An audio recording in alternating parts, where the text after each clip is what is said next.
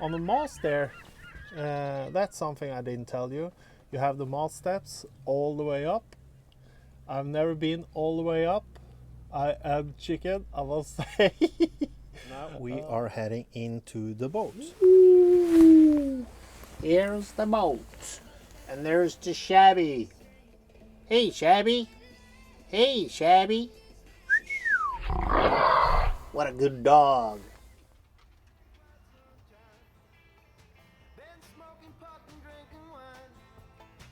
Nothing I do can make me get you off my mind. So sun it's fast, so sun I'm sad when you're not around.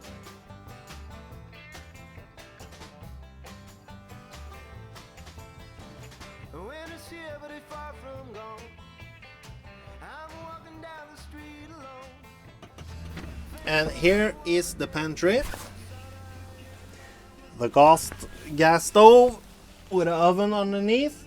And then you have a little locker there to keep your pans and pots and pans. 2 sinks. These just open up like this. Just normal plywood. But it works fine. And there's one of the sinks. And there's another one here, of course, which I just keep my dishwasher equipment. And these two are one saltwater or seawater pump, seawater, and this is for the fresh water.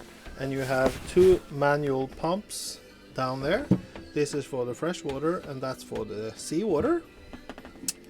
This stove is, of course, one that is hinged, which is perfect underneath the sail, of course. And these are just the cupboards. I keep food in them and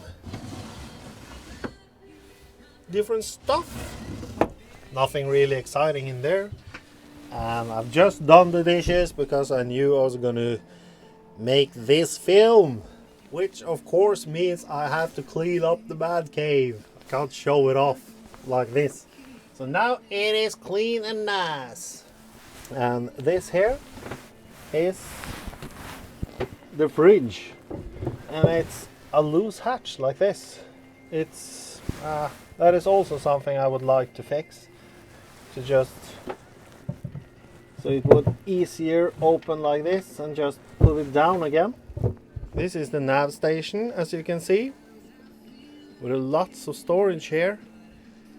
A light, my just normal light and red light. I think that this is for, the red light is for when you have females on board. Don't you reckon?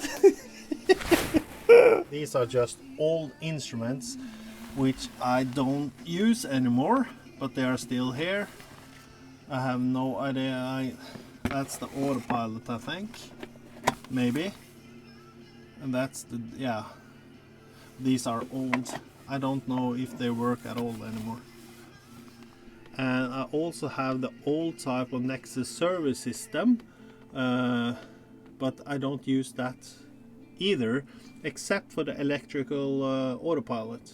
That goes by that as well. And you have your VHF, just a normal old VHF radio. Hello, hello, hello. And this is some sort of weather facts type of thingy. I'm not going to get rid of this because I don't know, I just think it's kind of cool actually. And this is my electrical panel, which is very old indeed. It just goes on normal fuses, so you have to have a bunch of them, but they work, so I'm not gonna exchange it right away. And I'm gonna show you a cool thing here. Look at the mess. This here is the saloon, and here you have your seating. You can easily have 4 or 5 people here. You have your seating there and there. So, well, maybe 6 even. Underneath here you have storage. I keep my giant pan and some plastic stuff which I need now and then down here. Storage underneath there and a little storage under there. Otherwise it's just the water tanks underneath the whole thing. Fortunately, the water tanks on this boat is only, I think it's about 100 liters on each side, so they are a little small actually. I wish they were bigger. I've seen boats that are, well, the boats are a little bigger, but it's not uncommon to have 500 liters of fresh water on the boat. But then you have showers also, so I guess I don't have a shower, so I never clean at all. Just kidding. But I guess having a shower on board will steal a lot of the fresh water supply. Well, I put up these nets to have stuff in. I usually have fruits and stuff in this net. And these are all my gloves and hats and different things which I need now and then. And these are just during the winter when it gets cold. I can shove these up there, keep the cold air from coming in. Easy and cheap. And on this side you have the bookshelf and you have the shabby. Hello, Shabby. And then a couple of these lockers here. Just random stuff in there. Now in here you can actually see another special feature from Jösse, and that's the chain plates. As you can see, they are pretty heavy duty, so it makes it really strong. Now, since Jösse made this boat himself, he also put in reinforcing stringers to the hull, so it makes the whole boat really stiff. You saw two of them in the chain locker, which I wanted to have a plywood shelf or something on top of them. These runs all the way to the back. This here, this is of course the coolest thing on the boat, I reckon. And the glasses have their own individual place. So unfortunately, one of the glasses here, as you can see, but I still have the part here, so I'll try to glue it back together, because you have to have the right size of glass to fit in there. And this is such a cool thing. It's small though, they are really small, like this. This is a wine glass, and as you can see, there's kind of small. But it will do the trick. This here is of course my drinking horn, like so. Cheers! I think I've used it once. And there's also, you can pull these up and you will have a double bunk there. And on this side it will be, well, not a double bunk, but a good sized single bunk. You just pull this up like so. Let me do it. Then you would have a decent sleeping space. These are just cushions for the cockpit, of course, which you can pull out. And underneath there you have wood and a little net to keep your stuff. And now we are heading for the head. And this is of course the bomb sign, which I put in place. Just a manual Jabasco toilet, which goes into a storage tank, and a lot of storage space in this tiny head here. And a mirror there.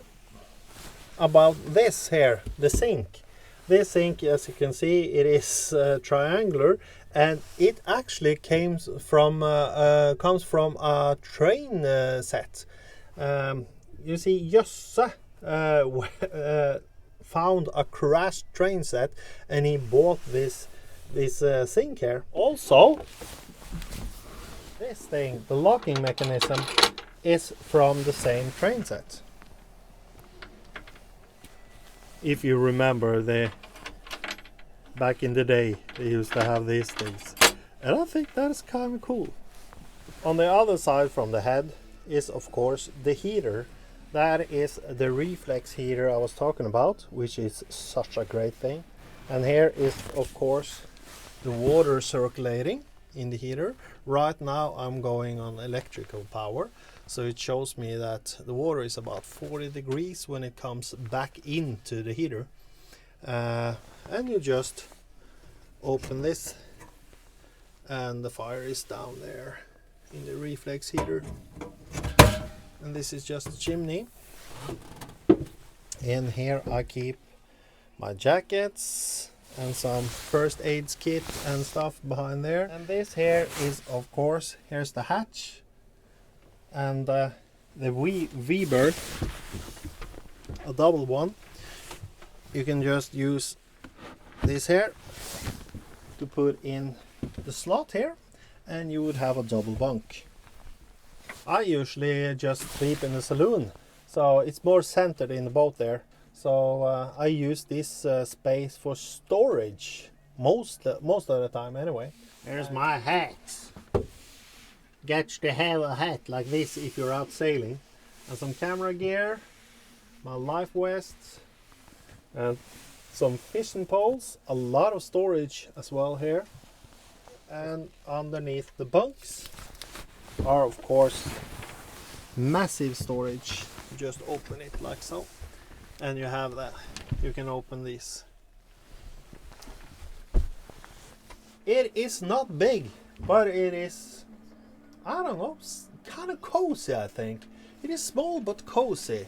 And I truly do think it is one of the best, or I couldn't say best, but I think it's one of the better of the Allegros ever built. So I'm really happy.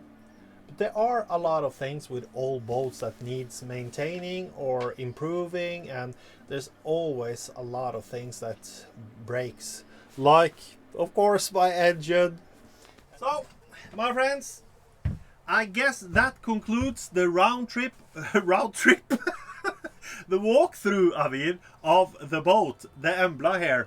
The boat, my home. Maybe you have been inspired to go and get your own Allegro 33. That would be cool. Or maybe the 27. It's a good boat. Fine boat indeed. Well, if you are wondering about anything at all, maybe you want to criticize me, maybe I got some information wrong, please leave a comment in the comment sections.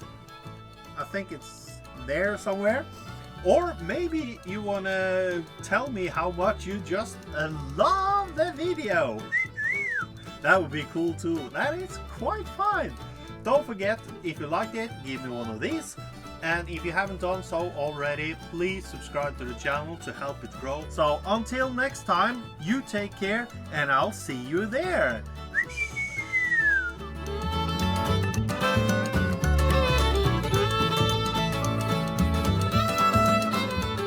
You take care and I'll see you next time on Sailing Embla.